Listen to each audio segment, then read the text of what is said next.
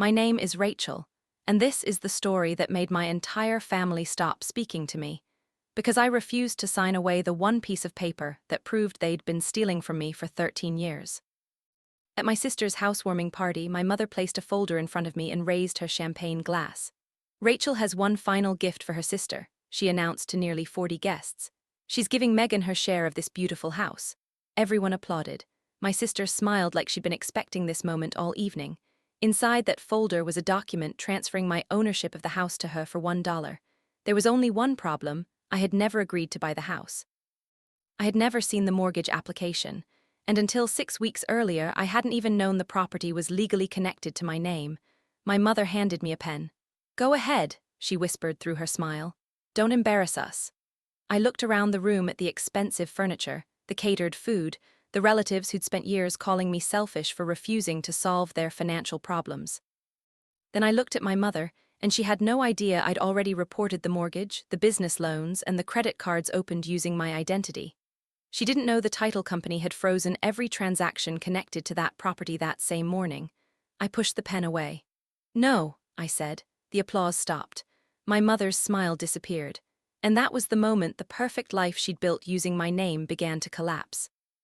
But to understand how we got there, I need to take you back 13 years, to the day my father died. I was 16 when we lost him. My father, Daniel, was the calm one in our family. My mother, Linda, was emotional and impulsive, always worried about appearances. My younger sister, Megan, was charming and dramatic and somehow always escaped the consequences of her choices. Dad balanced all of us. He remembered school deadlines, paid bills early, never missed a single debate competition even after 12-hour shifts. Then one rainy evening, he suffered a heart attack while driving home. He managed to pull the car safely onto the shoulder before losing consciousness, even in his final moments, still thinking about protecting other people. After he died, everything in our house changed. My mother stopped opening mail. Bills piled up on the kitchen counter while she spent hours in her bedroom, crying or talking to relatives about how unfair her life had become. Megan was 13 and reacted by getting louder, fighting with teachers, demanding expensive clothes, crying whenever Mom tried to say no, which meant Mom almost never said no. I became the responsible one. Nobody assigned me that role, it just happened. I cooked dinner, helped Megan with homework, sorted the bills, reminded Mom about appointments. Adults praised me for being so mature. They didn't understand I wasn't mature. I was terrified that if I stopped holding everything together, our family would completely fall apart. About 6 months after Dad died, Mom sat me down at the dining table with a stack of papers. "These are related to your father's life insurance and survivor benefits," she said. "The bank needs signatures from both daughters." I was 16, I told her so. "It's routine paperwork," she said. "Your father left money for both of you. I'm putting everything somewhere safe until you're older." That was exactly what I wanted to hear, that even after his death, Dad had made sure we'd be okay. She pointed to lines marked with yellow stickers. "Sign here.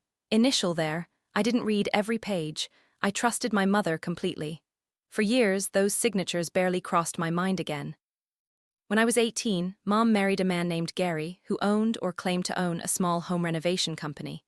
He always had several projects underway and constantly complained about clients who hadn't paid him, all while driving an expensive truck and borrowing money for groceries. My father had been careful with money. Gary treated money like a magic trick. It appeared, disappeared, and nobody was supposed to ask questions. Megan adored him instantly. He bought her concert tickets, financed her car, encouraged her dream of becoming a lifestyle influencer.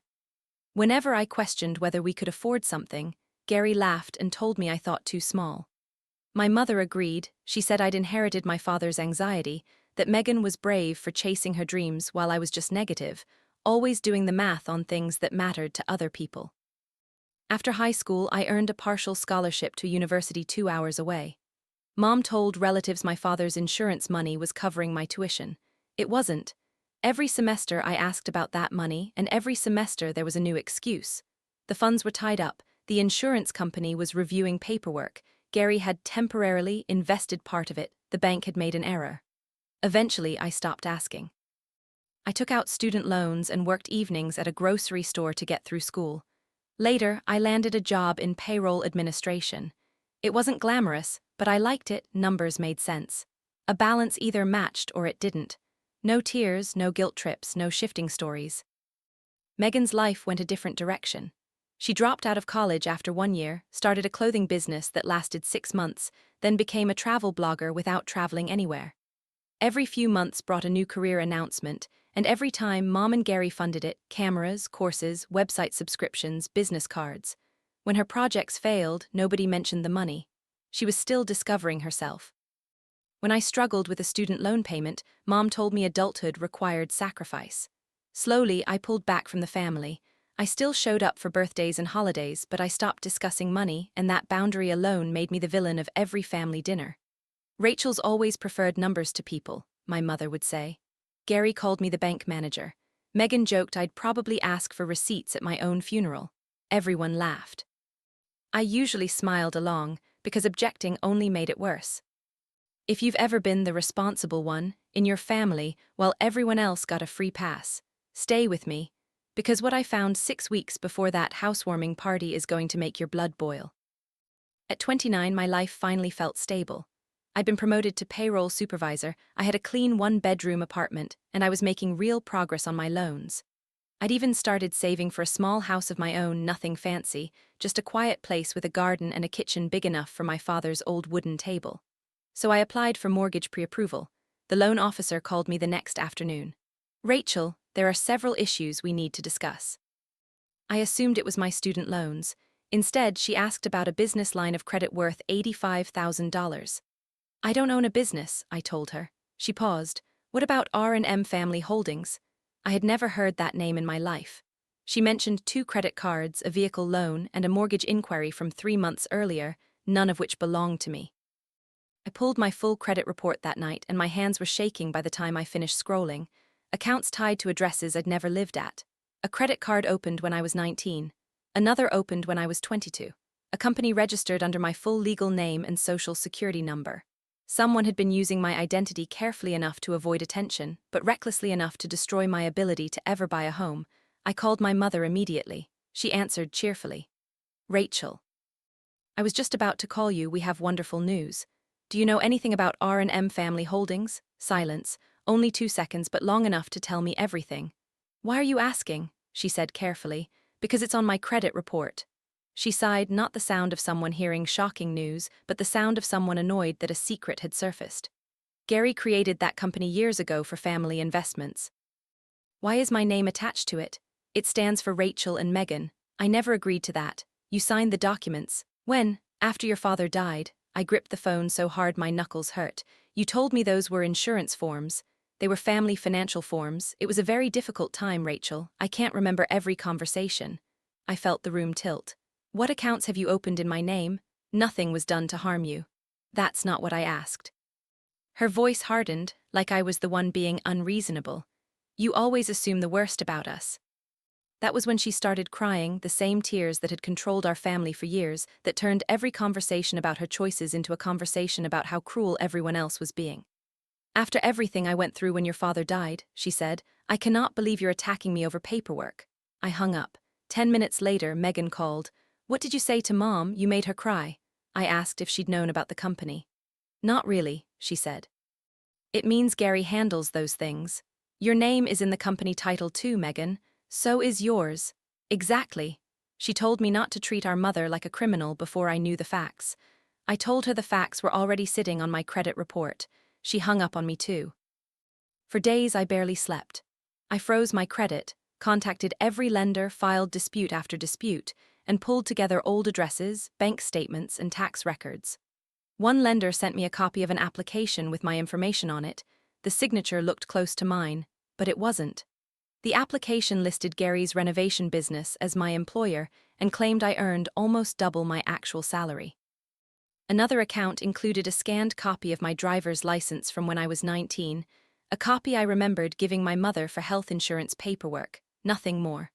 But the worst discovery arrived in a certified envelope, a mortgage notice for a property on Willow Creek Lane, worth nearly $600,000, listing me as one of the borrowers. The other borrower was Megan. I searched the address online. The listing had been taken down, but the photos were still there: a large white house, tall windows, a stone fireplace, a swimming pool. My sister had purchased her dream house using my stolen identity. 2 days later, a gold envelope showed up in my mailbox. You're invited to Meghan and Owen's new home celebration. The address was Willow Creek Lane. My mother texted right after. Please keep the first Saturday of next month free. Meghan has worked so hard for this moment. Then a second message. Also, bring your father's watch. We want to include something meaningful in the housewarming ceremony. That watch was one of the few things I'd kept when I moved out. Nothing expensive, a worn leather strap, a small scratch near the fore, but I remembered him wearing it every single day. Why would my mother suddenly want it at Meghan's party? When I took the box out of my closet, I noticed the velvet lining had lifted slightly at one corner. I pulled it back, and underneath was a tiny silver key taped to the wood, along with a folded scrap of paper listing a bank name and an account number. I'd never seen either one before in my life. The next morning I called the bank. The key belonged to a safe deposit box my father had opened shortly before his death, with my mother listed as temporary custodian. It hadn't been touched in almost 12 years. Because my name appeared as a future authorized user, the bank scheduled a meeting after verifying my identity. Inside the box, insurance documents, copies of my father's will, account statements, and 2 sealed letters, one addressed to me, one to Meghan. According to the records, my father had left a $400,000 life insurance policy, meant to be split equally between his daughters and held in protected accounts until we turned 21. Neither account had ever been opened. Then there was his letter. Rachel, if you're reading this, life didn't go according to my plans. You have always tried to take care of everyone. I love that about you, but I also worry about it. Please remember that being responsible does not mean allowing other people to make you responsible for their choices. Build a life that is yours. Help your family when you can, but never lose yourself trying to save people who refuse to save themselves. Love, Dad. I read it 3 times, sitting alone in that bank's private room, and I cried harder than I had since the funeral. My father had seen exactly who I would become, even at 16, and somehow, he'd left me the exact words I needed 13 years later. The records also showed where the money had actually gone. My mother had moved most of it into a joint account she later shared with Gary. Large payments from that account funded his business. A portion covered Meghan's car. Another matched, almost to the dollar, the down payment on the Willow Creek house. My father's money and my stolen identity had bought my sister's new life. I hired an attorney named Danielle Brooks, calm, direct, and completely unmoved by emotional excuses. After reviewing everything, she told me plainly, "This is not a misunderstanding. This is a pattern." We discovered that the documents I'd signed at 16, originally presented as custodial account paperwork, had pages replaced or altered over the years. A broad power of attorney form bearing my signature had been used well past the date it should have expired. Some signatures were outright forged, others obtained through deception. Danielle told me not to confront anyone until the lenders finished their initial review, so for the next 4 weeks I pretended everything was normal, while my mother kept texting about dress codes and reminding me to bring the watch. Then came the message that sealed it. There will be a small document for you to sign at the party, just something that simplifies the house ownership. Gary will explain. I forwarded the screenshot to Danielle. Her reply came instantly, "Do not sign anything." I texted my mother back, asking what kind of document. Her response was the confession we needed. "Nothing complicated. Because your name helped us qualify, you were temporarily added to the property. You'll transfer your part to Meghan now. It was always meant to be her house." I went to that party anyway, because I wanted to see exactly how far they'd go. The Willow Creek house was even more extravagant in person. Cars lined both sides of the street, a sign by the entrance reading, "Meghan and Owen's Forever Home." My sister greeted guests in a white designer dress. Her fiancé, Owen, moved through the crowd like a man running for office, always talking investments, never answering specifics about his actual work. My mother hugged me at the door, relieved I'd shown up, and immediately asked about the watch. I held up the box but kept it in my hand.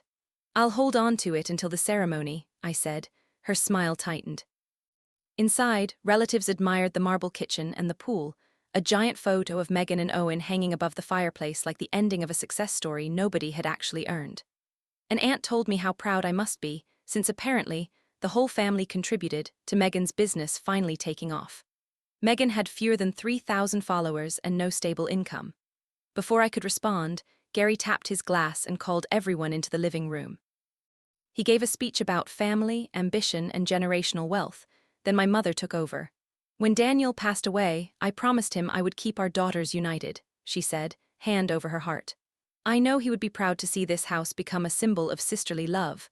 My father would have hated every word of that sentence.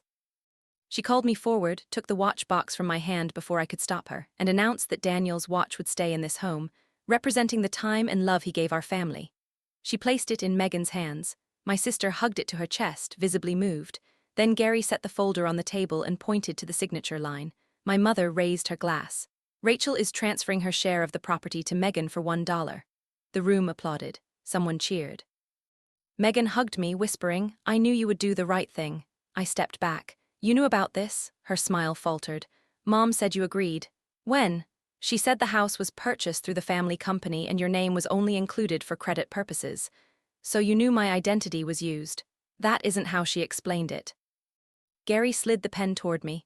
"Let's not turn this into a legal seminar." I looked straight at him. "How much of my father's insurance money did you spend?" The room went completely silent. My mother's face drained of color. "This is neither the time nor place," Gary said.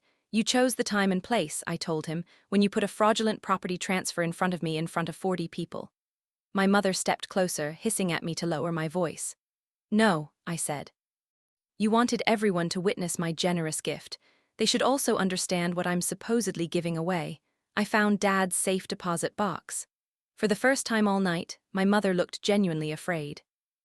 I lifted the loose velvet lining in the watch box and showed the room exactly where that key had been hidden. Dad left $400,000 for Megan and me.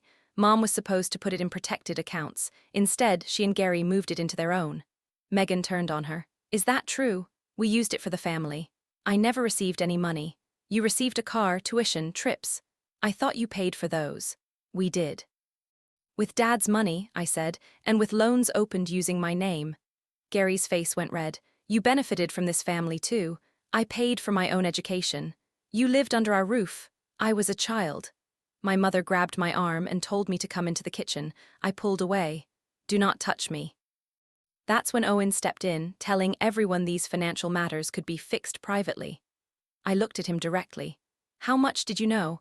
"The mortgage application claims Megan earns $120,000 a year. She doesn't, so whose idea was that?" Megan turned to him. "You said the loan was based on your business income." He looked at Gary instead of answering, and that single glance told me everything Danielle's investigation had already uncovered. Messages between Owen and Gary planning to refinance the house right after the transfer and pour the equity into a luxury short-term rental business. They needed my name off the title because my credit disputes had already stalled the refinancing. The housewarming wasn't a celebration. It was a trap built to pressure me into destroying the evidence myself. I pulled copies of the documents from my purse. "The lenders have been notified. My credit is frozen. The title company has blocked any transfer or refinancing connected to this property." Owen's face changed instantly. "What did you do?" I reported the truth. Gary stepped toward me. "You have no idea what you've caused." "I know exactly what I've stopped." Megan looked around the room, humiliated. "Does this mean the house isn't mine?" "It means the mortgage was obtained with false information and my stolen identity," I told her. "What happens next is up to the lenders and investigators now." My mother started crying again. "You are destroying your sister's life." There it was, the same strategy since I was 16. She'd taken my father's money, let Gary use my identity, helped buy a house for Megan with stolen funds, and somehow my refusal to stay quiet was the real betrayal. Guests started leaving almost immediately. Within minutes, the party had emptied out, the music still playing over an empty room. Megan sat on the couch holding my father's watch. "Did you know I was involved?" she asked. "At first, I didn't know if you were a victim or part of it. And now, I know you understood my name was being used. I don't think you asked many questions because the answers might have cost you this house." She looked down and I watched the truth land. She hadn't forged anything. But she'd accepted an expensive home from two financially unstable parents without asking how they'd suddenly afforded it, because the answer benefited her. Owen went into the kitchen to make calls. I heard him say, "We need to protect ourselves." Not Megan, ourselves. She heard it too and asked him outright what he and Gary had planned to do after she got the house. He said nothing, so I handed her copies of the refinancing emails myself. Her expression changed as she read Owen had planned to mortgage the equity into a company registered only in his own name. "You were going to mortgage the house again?" "It was an investment. Using my house." Our house, it isn't even legally ours. He left that night. Their engagement ended 2 weeks later. The investigation stretched almost a year. Gary initially claimed I'd knowingly authorized everything, but the documents proved otherwise. My mother insisted she'd signed forms without understanding them, until bank records showed she'd approved transfer after transfer, including funds that covered Gary's earlier business debts. Several fraudulent accounts were closed and wiped from my credit report. The Willow Creek house was eventually sold, the proceeds going toward the mortgage and restitution. Gary pleaded guilty to multiple financial offenses. My mother accepted a plea deal for her role in the fraudulent transfers. Neither of them got the dramatic movie-style punishment people imagine, but they lost the house, the business, and my mother's carefully protected reputation. For the first time, they were forced to own decisions they could no longer blame on me. Megan moved into a small apartment and didn't speak to me for months. Then one evening, she finally called. "I hated you," she admitted. "I know. I thought you'd taken everything away from me. I know that too, but the house was never really mine." "No," she told me Mom had claimed Dad left almost nothing. "She lied to both of us," I said. "Why did she give me so much and make you pay your own way?" That question actually hurt. I think she knew I'd survive without her help. "That doesn't make it right." "No," I said, "it doesn't." Megan started therapy. She got a steady job at an event planning company and for the first time in her life began paying her own bills. Our relationship didn't magically heal, trust came back slowly, in small pieces, without either of us pretending the damage hadn't happened. She stopped defending our mother. She admitted that benefiting from unfairness had made it easy not to question it. A year and a half after that party, I received my final restitution payment from my father's insurance policy, not the full amount, since too much had already been spent and lost, but enough for a down payment on a small house of my own. Nothing like Willow Creek. No pool, no marble, no room for 40 guests. 2 bedrooms, an old fireplace, a backyard full of weeds. It was perfect. On moving day, Megan helped me carry boxes, and we set my father's wooden table up in the kitchen together. I hung his watch on the wall near his letter. It still doesn't work. I never had it repaired. To me, it stopped being about telling time a long time ago. It reminds me that years can be stolen, money can disappear, and entire families can be built around a lie. But it also reminds me that the truth eventually stops the clock on people who think they can keep taking forever. My mother still writes occasionally. She says she misses her daughters, that family should forgive, that she made mistakes during a hard time in her life. She has never once written the words, "I stole from you, I used your identity, I am sorry." Until she can say the truth without hiding behind an excuse, I have nothing to say back. Some relatives think I should forgive her simply because she's my mother. Instead, I've forgiven myself, the 16-year-old who signed papers without reading them, the young woman who believed her ruined credit was somehow her own fault, the version of me who went to that party still hoping, in some small corner of her heart, that her family would finally admit the truth. They didn't, but I don't need their confession anymore to know what's real. They didn't buy Megan a house. They stole from 2 grieving children, borrowed against my future, wrapped the result in a gold envelope, and called it family love. At that party, my mother told me not to embarrass them. For years, embarrassment was the only thing she ever truly feared, not the dishonesty, not the betrayal, not the damage done to her own daughters. Just the possibility that someone might find out. I used to think keeping family secrets was a form of loyalty. Now I understand that silence would only have let them keep going. I didn't destroy my family at that housewarming. I just stopped pretending it was healthy. I didn't take my sister's home away from her. I stopped 2 men from using it to steal even more. And I didn't betray my mother. She betrayed the trust of a daughter who spent her entire childhood trying to protect her. My father once told me to build a life that was mine. It took 13 years to understand what that actually meant. Today, every bill that arrives at my house has my name on it because I put it there. Every account is one only I control. Every key belongs to a door nobody can take from me with a forged signature. My home is smaller than my sister's dream house ever was, but it's mine, honestly. And when I sit at my father's table in the evening, in the quiet life I actually built myself, I don't feel like the selfish daughter my family always described. I feel free. My family used my identity to buy my sister's dream home, then invited me to a party and expected me to sign away the evidence.